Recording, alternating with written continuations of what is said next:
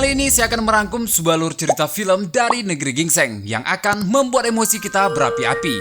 Film ini berjudul I Saw the Devil, dirilis pada tahun 2010 dan diperankan oleh Lee Byung-ho, Choi Min-sik, Jo Kyun-hwa, dan Oh San-ha. Film ini menceritakan tentang kasus kematian tragis yang dialami oleh seorang wanita, di mana wanita tersebut adalah tunangan seorang agen rahasia di Korea Selatan. Penasaran akan kisahnya? Baiklah, tanpa banyak basa-basi lagi, langsung saja kita ke alur ceritanya.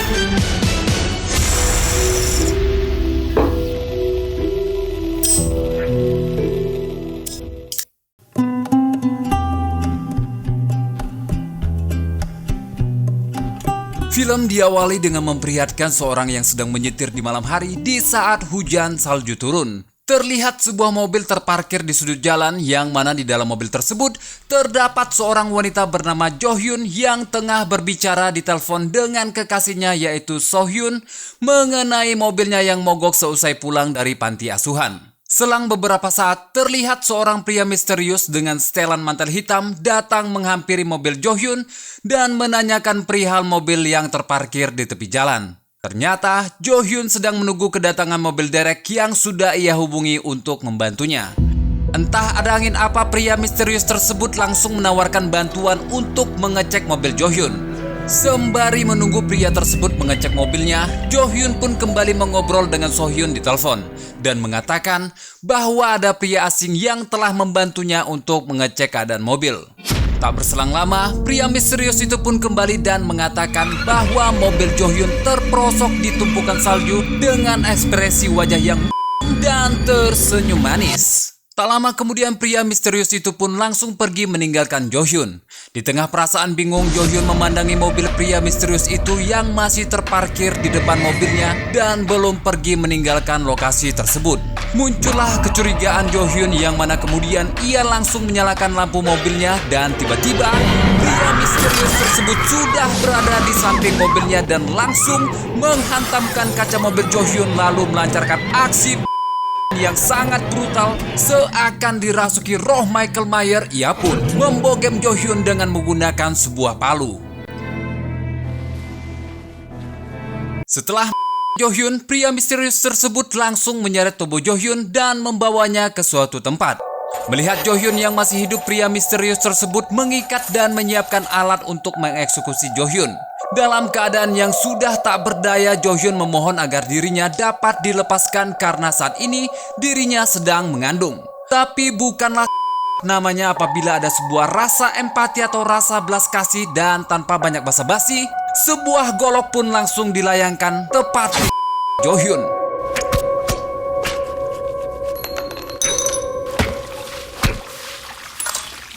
Selang beberapa hari terlihat seorang anak yang sedang bermain dan tanpa sengaja menemukan potongan manusia. Yang mana atas temuan tersebut pihak dari kepolisian langsung mengerahkan tim menuju TKP tempat penemuan potongan tersebut. Salah seorang dari tim kepolisian menemukan potongan yang tak lain itu adalah milik Jo Hyun.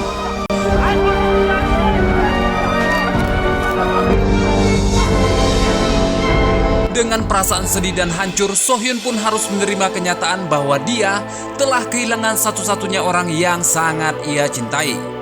Beberapa waktu berlalu setelah masa berkabung, So Hyun berjanji akan menemukan pelaku tersebut karena So Hyun adalah seorang anggota badan intelijen yang sudah terlatih untuk menemukan penjahat bahkan sampai ke lubang semut sekalipun. Tibalah saatnya di mana So Hyun pergi menemui atasannya dan meminta izin cuti selama 2 pekan untuk menenangkan pikirannya atas kepergian sang kekasih. Namun kenyataannya, So Hyun bertekad untuk mencari si tersebut tanpa campur tangan dari pihak kepolisian. Setelah mendapatkan izin, So Hyun langsung bergegas pergi ke rumah Pak Mertua yang mana ternyata sang mertua adalah seorang pensiunan detektif dan kedatangan So Hyun ke sana adalah untuk meminta data-data para residivis yang latar belakang kasusnya adalah seorang dan pemerkaos kaum hawa. Tak butuh waktu lama, So Hyun langsung mendatangi satu persatu para residivis yang berada di daftar tersebut. Target yang pertama yaitu Komeng. So Hyun diam-diam menyelinap dan masuk ke apartemen milik Komeng yang mana di sana ia tidak sengaja melihat si Komeng yang sedang menonton video esek-esek dan tengah asik mengokang pistol airnya.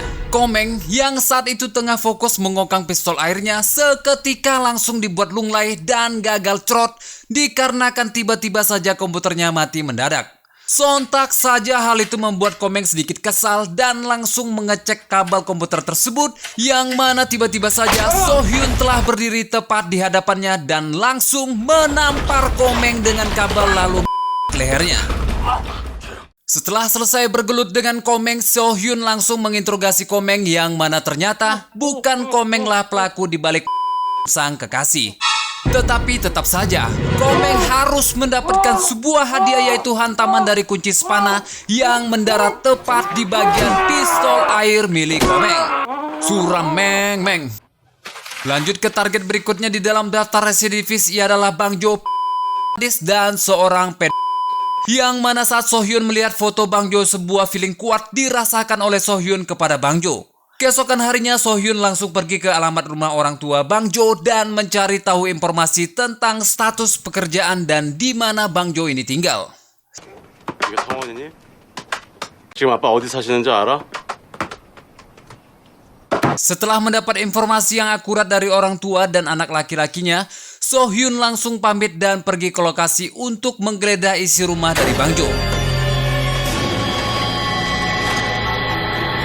Satu persatu ruangan ditelusuri oleh So-hyun sampai di mana ada satu ruangan yang mencurigakan dan mirip dengan tempat jagal yang mana di ruangan tersebut So-hyun menemukan sebuah cincin dan cincin itu adalah cincin tunangan yang ia berikan untuk kekasihnya yang tercinta yaitu Jo-hyun. Ternyata feeling So-hyun terhadap Bang Jo benar-benar tepat bahwa Bang Jo lah yang telah menghabisi Jo-hyun dengan sadis dan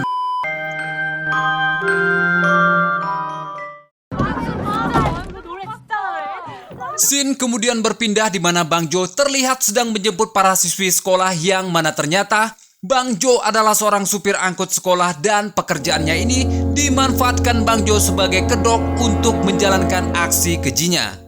Singkat cerita, dalam perjalanan mengantar para siswi pulang sekolah, pandangan Bang Jo terpaku kepada seorang gadis belia dan langsung menargetkan siswi tersebut untuk dijadikan sasaran empuk dari pistol airnya.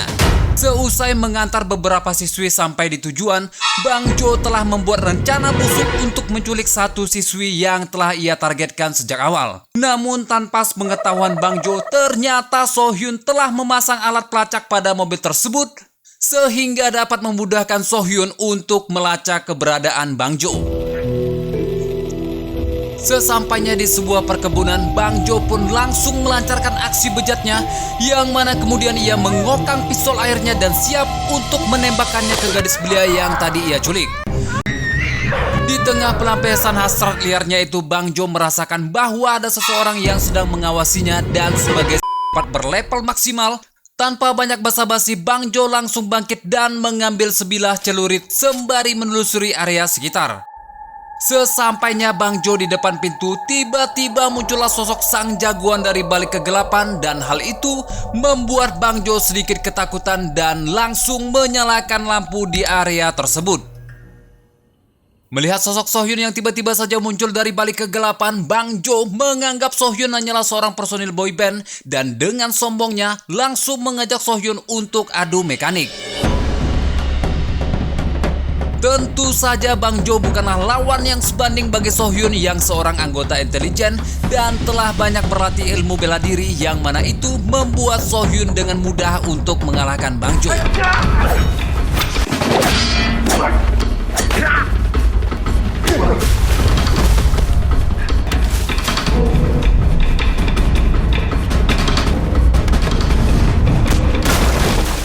So-hyun yang tengah emosi pun membungkus kepala Bang Jo menggunakan plastik, di mana hal itu membuat Bang Jo meronta-ronta karena tidak bisa bernapas hingga akhirnya tak sadarkan diri.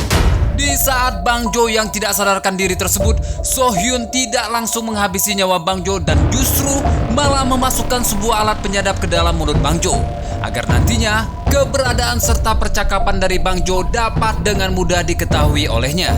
Dan tak hanya itu saja, ternyata So-hyun juga memiliki sedikit permainan untuk Bang Jo sebelum nantinya ia mengambil nyawa Bang Jo dengan cara yang telah ia rencanakan. Beberapa jam berlalu, Bang Jo yang pingsan kini telah sadarkan diri dan mendapati amplop berisikan uang yang ditinggalkan oleh So-hyun untuk Bang Jo bersenang-senang. Seusai membersihkan diri, Bang Jo kini terlihat sudah berpenampilan keren dan bergegas menuju mobil untuk meninggalkan tempat tersebut.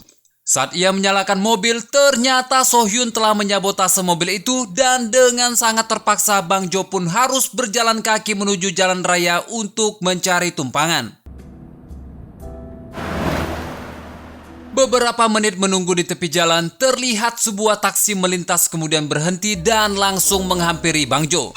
Ternyata di dalam taksi tersebut terdapat dua pria baik hati yang menawarinya tumpangan. Terlihat kedua pria tersebut senyum-senyum tidak jelas yang mana hal itu jelas membuat Bang Jo curiga kepada mereka. Sebagai seorang yang sudah terlatih, Bang Jo dengan santainya menghadapi situasi tersebut dan dengan cepat dan meratakan kedua pria tersebut.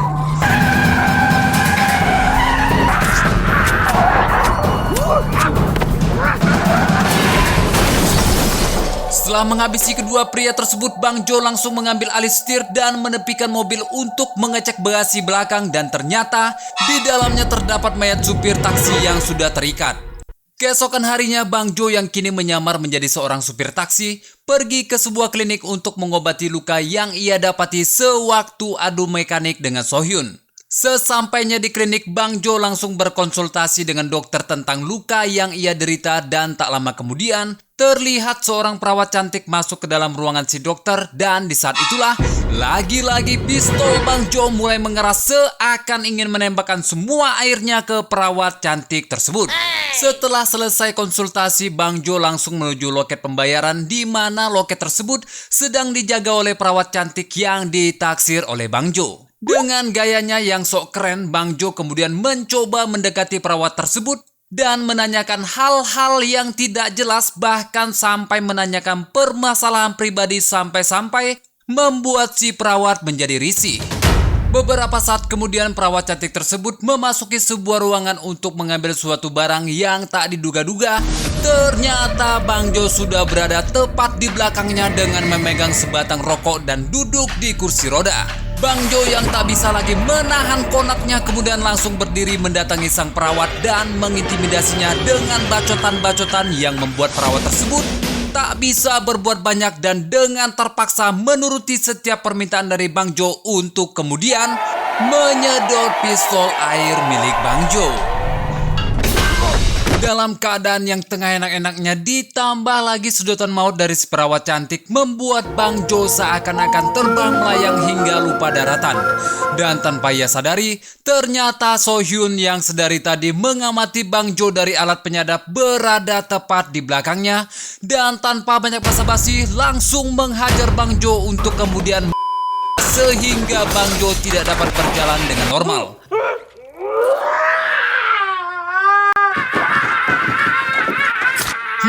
Jadi siapa yang sebenarnya?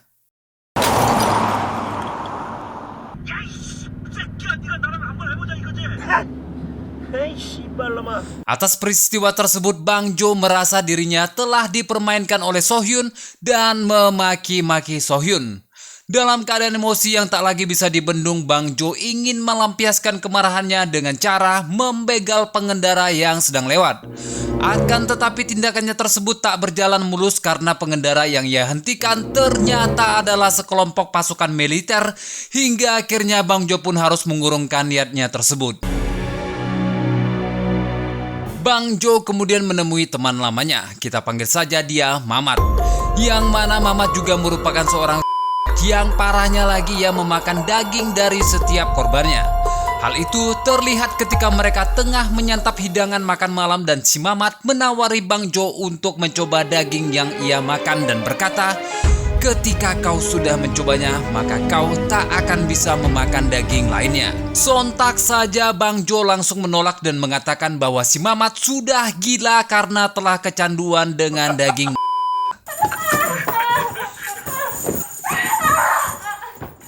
Beberapa waktu berlalu terlihat Mamat hendak korbannya yang merupakan seorang wanita, dan saat akan tangan sang korban, tiba-tiba saja terdengar suara radio yang ada di ruangan tersebut. Hal itu membuat si Mamat menghentikan aksinya dan mengecek radio tersebut. Seusai Mamat mengecek radio dan mengalihkan pandangannya ke wanita yang akan ia ternyata wanita tersebut sudah tidak ada di sana. Dan Mamat dikejutkan oleh kedatangan Sohyun di sana. 미친 새끼.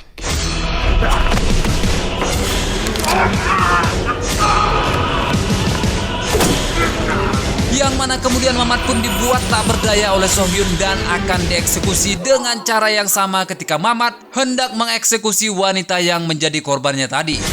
Ketika Sohyun hendak tangan si Mamat, tiba-tiba saja aksinya terhenti dan justru langsung menghindar dikarenakan Bang Jo datang untuk kemudian menembakkan peluru shotgun tepat ke arah Sohyun.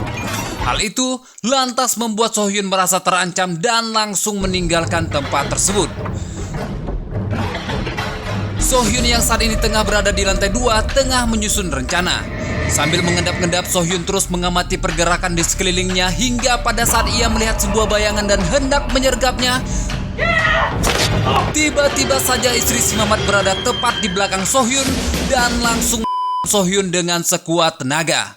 Menanggapi hal tersebut, sontak saja membuat Sohyun langsung melayangkan tinjunya hingga membuat istri si Mamat tak sadarkan diri. Dan saat Sohyun akan mengambil senjatanya yang tadi jatuh akibat serangan dari istri si Mamat, dibuat terkejut karena tiba-tiba si Mamat muncul dan hendak menyerang Sohyun. Adegan baku hantam pun tak dapat dihindari lagi, yang mana kemudian Mamat dengan mudahnya dibuat tak berdaya oleh Sohyun dan harus merasakan hantaman benda tumpul berkali-kali tepat di bagian kepala. Tak hanya itu saja, adegan baku hantam lagi-lagi terjadi dikarenakan Bang Jo menampakkan batang hidungnya dan dapat diketahui oleh Sohyun. Yang mana pada saat Bang Jo berencana mendatangi Sohyun, Sohyun dengan segera menebar ranjau paku dan memancing Bang Jo, di mana kemudian Bang Jo yang terkena ranjau paku tersebut langsung dihajar oleh Sohyun hingga akhirnya Bang Jo harus berakhir di rumah sakit. Setelah insiden tersebut, Bang Jo yang tengah terbaring di ruangan perawatan ternyata berpura-pura tak sadarkan diri dan mendengarkan percakapan Sohyun bersama rekan kerjanya perihal keluarga dan alat penyadap yang ia tanamkan di tubuh Bang Jo. Di momen itulah Bang Jo mendapatkan banyak sekali informasi dan berniat untuk balas dendam kepada Sohyun. Beberapa saat kemudian terlihat Bang Jo yang saat ini telah keluar dari rumah sakit kemudian pergi ke apotik sembari mengoceh seolah sedang berbicara langsung dengan Sohyun dan mengancam akan membalas semua perbuatan yang telah Sohyun perbuat kepadanya. Setibanya di apotik, Bang Jo kemudian mengambil obat pencuci perut dan tak lupa pula ia pemilik apotik tersebut untuk kemudian pergi menuju toilet umum. Sementara itu Sohyun yang mendengar ocehan dari Bang Jo lewat alat penyadap yang masih tertanam di tubuh Bang Jo bergegas menuju lokasi terakhir Bang Jo berada. Namun sayangnya ia terlambat dan mendapati pemilik apotik tengah sekarat dengan leher yang bersimbah darah. Di sisi lain, Bang Jo yang kini telah berhasil mengeluarkan alat penyadap beserta limbah-limbah yang sudah tertanam di perutnya kemudian mengambil alat penyadap tersebut. Tak berselang lama seorang petugas paket datang, yang mana petugas paket tersebut bukanlah akan mengantarkan sebuah paket, melainkan mengantarkan isi limbah di perutnya untuk diantarkan langsung ke tempat pembuangan akhir.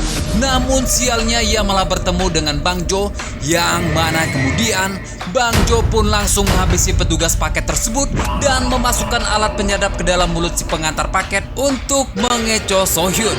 Sohyun yang saat ini kehilangan jejak Bang Jo sempat dibuat panik dan kemudian mendatangi si Mamat yang masih terbaring di rumah sakit untuk kemudian ia menanyakan rencana dari Bang Jo kepada si Mamat. Dan ketika Mamat menceritakan apa yang ia ketahui kepada Sohyun,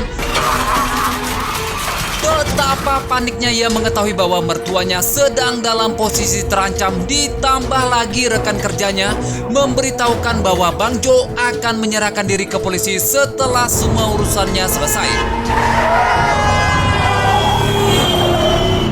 Sohyun yang panik melaporkan hal tersebut ke pihak kepolisian untuk segera mengerahkan anggotanya menuju rumah sang mertua. 택배 왔어요. Kembali kepada Bang Jo yang saat ini berpura-pura menjadi petugas pengantar paket telah berada di rumah mertua Sohyun dan telah mertua Sohyun.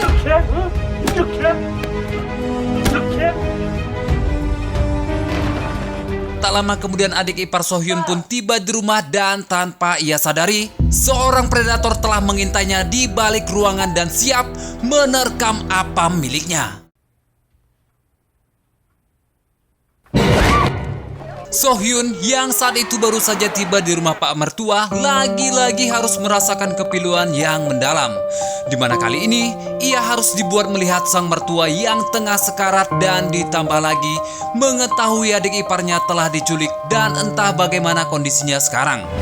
Dengan rasa sedih yang mendalam serta dendam yang kian menumpuk, Sohyun kini harus menahan semua beban yang ada di dalam hatinya dan menyelesaikan apa yang telah ia mulai. Tak berselang lama, adik ipar Sohyun ditemukan di pinggir jalan dalam keadaan dan hanya terbungkus selimut. Bang Jo yang beberapa waktu lalu berjanji kepada polisi akan menyerahkan dirinya telah tiba di lokasi yang telah dijanjikan. Dan ketika para polisi akan menyergapnya, datanglah mobil yang dikendarai oleh Sohyun yang mana ia tidak ikhlas jika Bang Jo harus berakhir di penjara. Dengan kondisi pintu mobil yang sudah terlepas di bagian kemudi, Sohyun kemudian melakukan manuver ala-ala Fast Furious dan berhasil membawa Bang Jo pergi dari sana. Sohyun pun lantas membawa Bang Jo kembali ke rumah lamanya di mana tempat tersebut adalah tempat Bang Jo mengeksekusi para korbannya. Setelah sampai di lokasi, Sohyun menyekap dan mengikat Bang Jo di dalam gudang dan telah menggantungkan mata pisau besar tepat di atas Bang Jo di mana mata pisau tersebut akan otomatis menancap apabila ada orang yang membuka pintu atau ketika tali yang digigit Bang Jo terlepas. Dengan sedikit interogasi untuk menakut-nakuti Bang Jo, Sohyun mencucul Bang Jo dengan sebatang rokok dan pipinya dengan besi, lalu Sohyun meletakkan alat penyadap di dekat Bang Jo.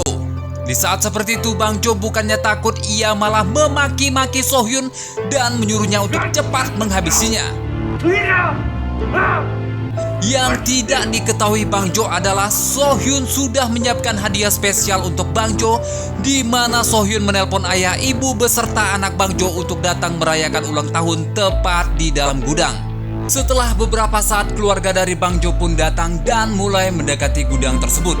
Dengan mulut yang tersumpal, Bang Jo meronta-ronta dan berteriak sekeras mungkin untuk mengingatkan keluarganya agar tidak membuka pintu gudang.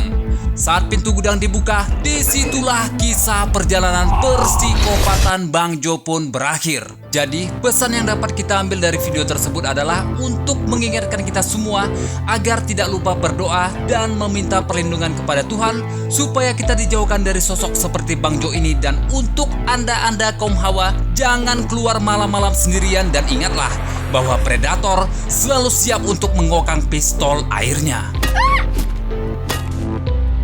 Tamat ending yang sangat mengokangkan.